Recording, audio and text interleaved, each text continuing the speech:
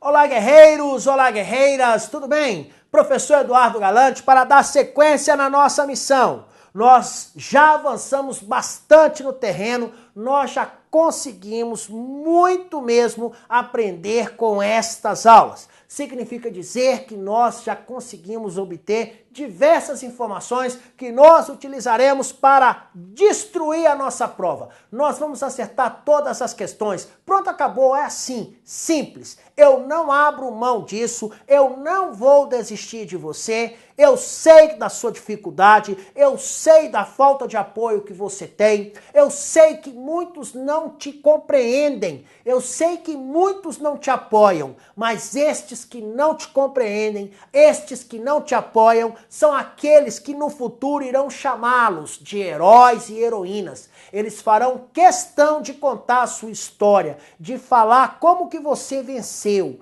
Ninguém entende o fato de você ficar sábado na sua casa, domingo na sua casa. Ninguém entende. E eu já passei por isso também. Eu lembro, eu entrei muito cedo na carreira militar e eu lembro com meus 14 anos que os meus amigos estavam jogando bola, estavam fazendo uma grande festa, uma grande farra e eu sábado à noite em casa estudando. Mas valeu muito a pena, pois com 15 anos eu já estava então no serviço militar, já estava em uma escola militar. E valeu muito a pena, graças a Deus. Então não se preocupem, continuem fortes, avancem no terreno. Quando você estiver ali meio devagar, lembre do seguinte, olha, daqui uns dias eu estarei na Polícia Civil, daqui uns dias eu vou trabalhar, daqui uns dias eu terei a minha remuneração, eu terei a minha carreira. Vale a pena. E aí você tira umas férias. Mas nesse momento, olho. Deixa eu te falar uma coisa. Concurso é uma grande fila. Imagine, quando você está na fila do caixa, lá no banco, se você estiver na fila, uma hora você vai ser atendido. Mas se você sair dela, você tem que pegar a fila de novo, lá no fim. Concurso é igual. Existe candidato que é assim. Tá na fila, tá quase na hora de passar, o que que ele faz? Ele desiste. Aí ele vai para outro edital, aí volta, aí fica assim e nunca passa. Nós não. Nós temos estratégia. Nós temos planejamento, nós temos uma missão e nós estamos cumprindo. É assim que eu quero.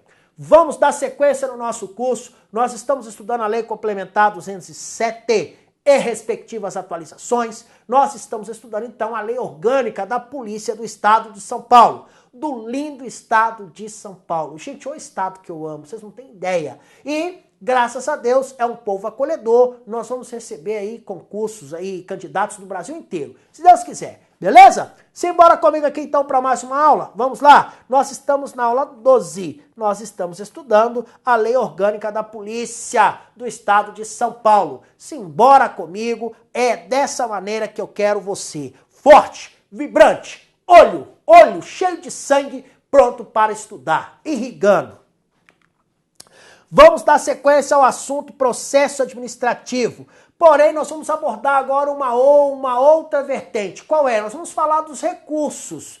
É possível, professor, que nós tenhamos recursos no processo administrativo? Sim, gente. Existe essa possibilidade, tá bom? Nós temos, então, a possibilidade de utilizarmos recursos no âmbito, então, do processo, especificamente aqui nos moldes da nossa lei. Olha, nos termos aqui, então, nós temos que guardar isso aqui, olha, caberá recurso e haverá possibilidade de recurso por uma única vez daquela decisão que aplicar a penalidade. Cuidado com isso. Isso aqui é uma JCP. Isso aqui já caiu em prova. Significa dizer o seguinte, eu vou entrar com recurso uma vez só, ué. Eu não vou ficar entrando com recurso trocentas vezes. Não é o caso, tá bom? Então, caberá recurso, professor, daquela decisão que aplicar a penalidade? Sim, porém uma única vez. Qual é o prazo, professor, que a gente tem para recorrer? Nos termos da lei, esse prazo será de 30 dias. A contar de quando? A contar, gente, ali da publicação da decisão impugnada, então, no diário ali oficial do Estado, tá bom? Então, o que é mais importante? Qual é o prazo que você tem para recorrer? 30 dias. Professor, e se for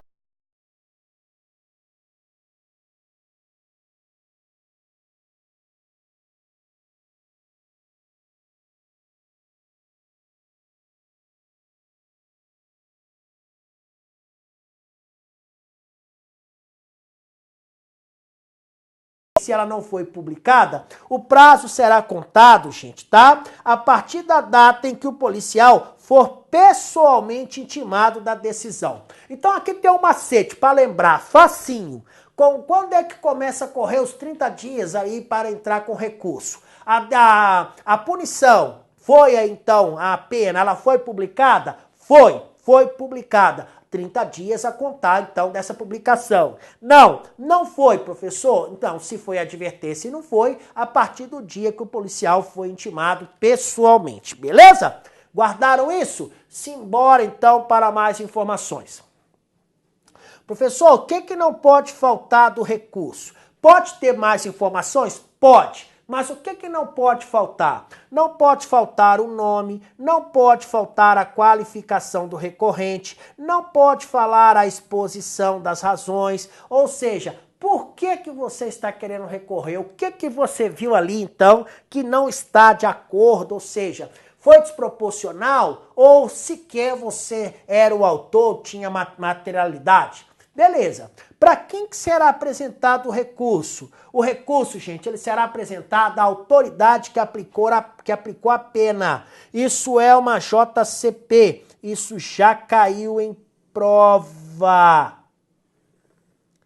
Pronto, já circulei ali, tá? Então o recurso, ele será apresentado à autoridade que aplicou a pena. Nesse caso, gente, esta autoridade, ela terá 10 dias para, de maneira motivada, manter a sua decisão ou reformá-la. Então a autoridade recebe o recurso, analisa, e aí de maneira motivada, motivar é o seguinte, gente, escrever as razões pelas quais ele poderá manter a decisão ou reformar essa decisão.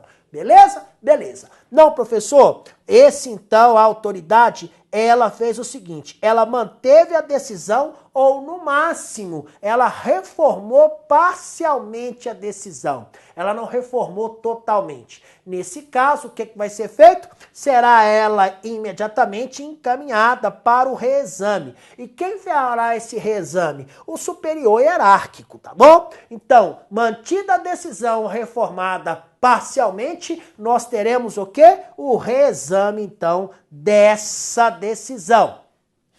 O recurso, professor, ele poderá ser apreciado, então, pela autoridade competente. É isso? Sim. Nos termos, então, aqui da nossa lei. Olha, o recurso, ele será apreciado, gente, pela autoridade competente, então, ali para tanto. Ainda que o recurso, tá, esteja ali denominado ou com endereço incorreto. Sabe para quê, gente? A ideia aqui é ganhar tempo, ganhar prazo. Então, o recurso ficou errado ali, o nome não é o correto, o endereço está errado, beleza, não se preocupem. Sabe por quê? Porque nesse caso, o recurso, o mais importante é chegar até a autoridade. Olha, caberá pedido de reconsideração. Liga aí o seu farol da aprovação. Isso aqui, ó, despenca em prova. Caberá, então, pedido de reconsideração e esse pedido não poderá ser renovado, tá? Daquelas decisões que foram tomadas pelo senhor governador em única instância, isso no prazo de 30 dias. Então, nós temos aqui uma situação que enseja a possibilidade do acusado, então, ali no caso daquele que vai cumprir, pedir a reconsideração. Aí ele pede, então, essa reconsideração dessa decisão que foi tomada pelo governador do estado em única instância. E qual é o prazo que ele tem para pedir reconsideração? 30 dias, tá? Bem, esses recursos, professor, que o senhor acabou de falar, eles têm efeito suspensivo? Não. O que é isso, gente? Efeito suspensivo é, se eu entrar com um recurso, o processo para... É possível, então, parar tudo que está acontecendo? Não. O fato de eu entrar com recursos, isso não fará com que o processo pare, ou seja, não vai haver efeito suspensivo, tá bom? Olha, e aqueles, professores, os recursos que forem providos? Bem, a partir do momento que isso acontecer, nós teremos a seguinte situação. Os recursos que forem providos, gente, eles darão lugar aí às retificações necessárias e mais, eles retroagirão aos seus efeitos à data do ato punitivo, tá bom? O que eu mais quero que você guarde para a prova? Os recursos não têm efeito suspensivo. E mais, vamos falar da revisão. A revisão também encontra lugar na nossa lei. E o que seria essa revisão? Imagina a seguinte situação. Um determinado policial foi acusado de cometer uma infração, ele foi punido e depois que já tinha feito todo o procedimento, ele já tinha até cumprido, se descobriu um fato novo que pode modificar toda a história. E aí, nós poderemos fazer o quê? Nós poderemos então fazer a revisão. A revisão, ela poderá ocorrer a qualquer tempo. Guarde esta ideia. Revisão pode acontecer a qualquer tempo, tá? E aí, para que isso ocorra, tem que haver o surgimento de fatos ou de algumas circunstâncias que ainda não foram apreciados, tá? Ou ainda, pode ser que surjam vícios insanáveis de procedimentos. Por exemplo, o que o policial fez era no máximo para ser punido com advertência, mas aí ele foi punido com suspensão, ou seja, puniram o policial de maneira mais severa do que era para ser punido. Nesse caso, é um vício que tem que ser corrigido, tá? Ou seja, se houver algo que possa reduzir ou até mesmo anular a pena aplicada, eu então estarei diante do Instituto da Revisão. Então vamos às ideias principais da revisão. Revisão pode ocorrer a qualquer tempo. Revisão, para que possa ocorrer, tem que haver o quê? Fatos novos. Ou ainda o quê? Circunstâncias que não foram apreciadas. Ou ainda vícios insanáveis. Então surgiram vícios insanáveis que justifiquem a redução ou a anulação da pena aplicada, nós então poderemos, nestes casos especificamente, pedir a revisão.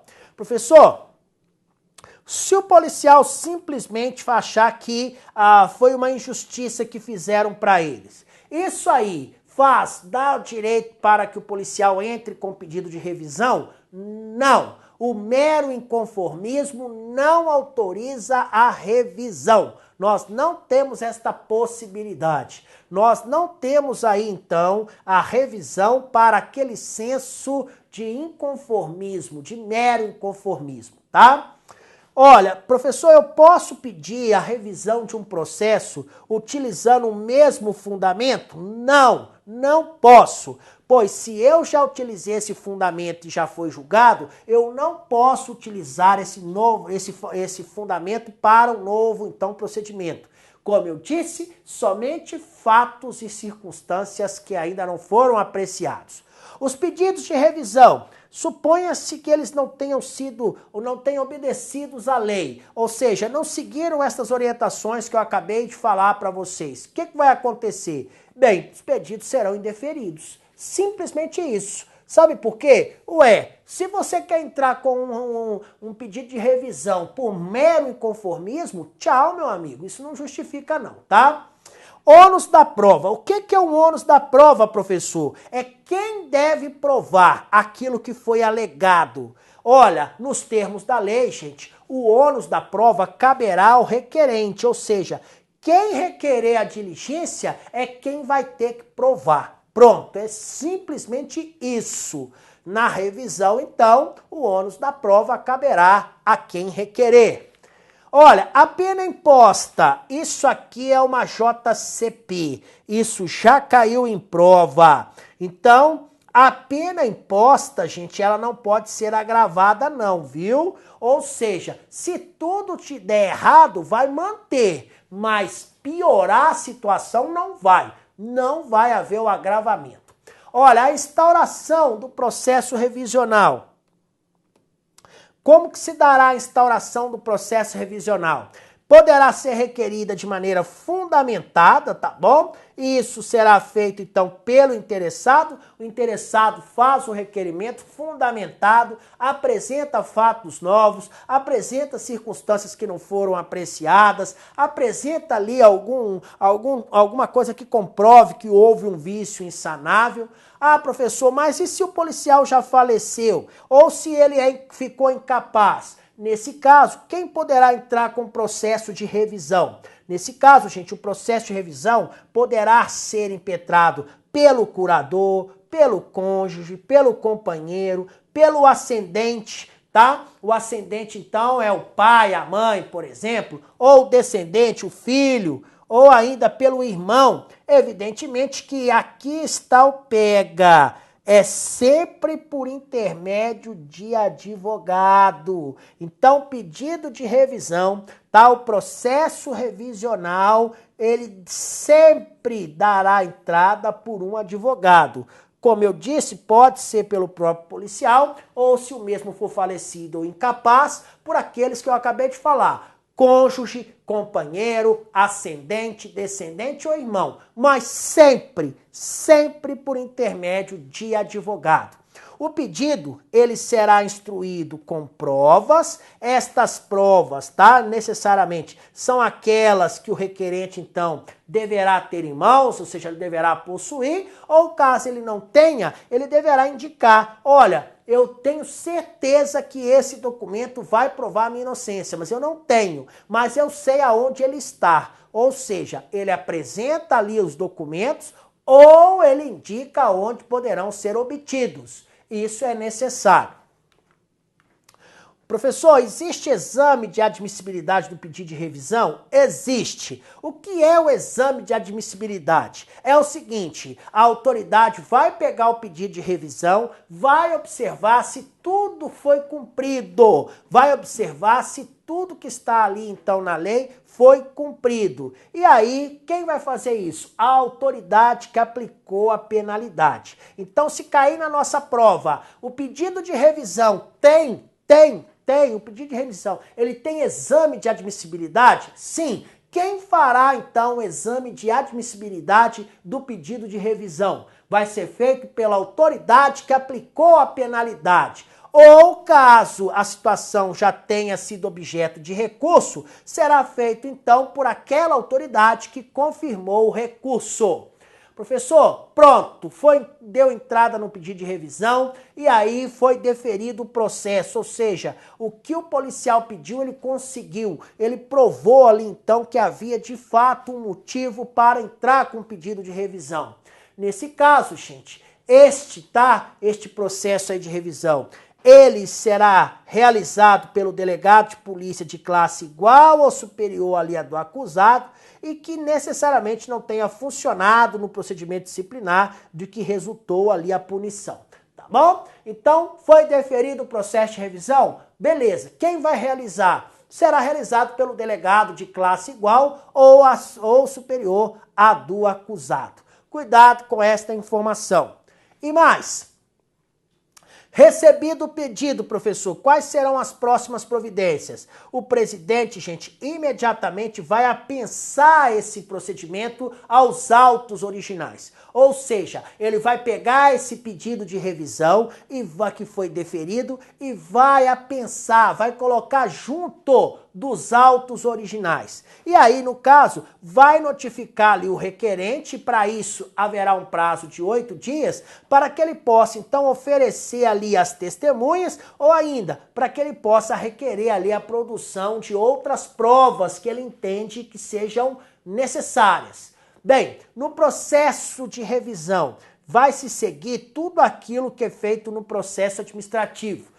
Todas aquelas regras processuais que nós falamos até agora serão observadas também no processo de revisão. Então, primeiro eu peço, gente, o requerimento é para abrir o processo de revisão. Depois que abre, aí eu vou cumprir todas aquelas regras normais. Vou abrir ali, vou ouvir todo mundo, vou ouvir a testemunha e tudo mais. Então, o processo de revisão, o primeiro é para que ele possa dar início, tá bom? Olha, a decisão que julgar procedente à revisão, ela poderá, entre outras coisas, ter o seguinte resultado. Ela poderá alterar a classificação da infração, ela poderá absolver ali o punido, poderá modificar a pena ou ainda poderá anular o processo. Isso é uma JCP, isso já caiu em prova. Então, se a nossa banca perguntar, olha, o processo de revisão foi deferido, ou seja, foi juntado ali, ele foi processado. Ao final ali, então, do processamento, vai ter uma decisão. Quais são as decisões possíveis de um processo de revisão? Ele poderá, então, resultar em classificação da infração, ou seja, alterar a classificação da infração. O punido poderá ser absolvido. Ele poderá ser absolvido, poderá haver uma modificação da pena ou ainda poderá ter ali a anulação do processo. Estas 4 situações são aquelas possíveis que irão resultar do procedimento aí do processo de revisão. Nós vamos agora para a parte final do nosso curso, da nossa lei, são as chamadas disposições gerais e finais, aquelas que estão lá no fim da nossa lei e que muitos candidatos não olham, e aí chega no dia da prova, está tudo lá, tá?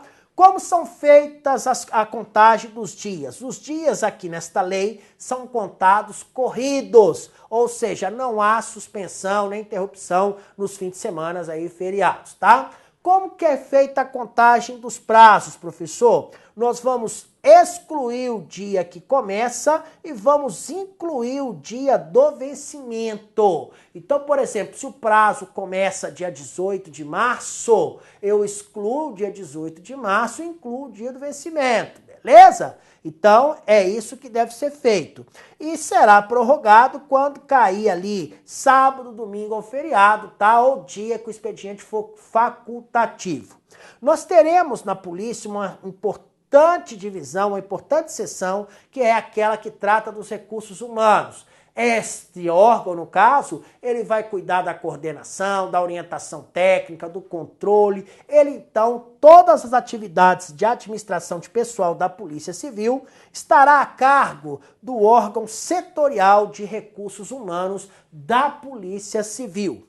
E mais, o Estado, gente, ele vai fornecer aos policiais civis carteira de identidade funcional, distintivo, você vai receber, se Deus quiser, algema, armamento, munição, para que você possa cumprir as suas funções. Então o Estado vai providenciar tudo isso para você, tá?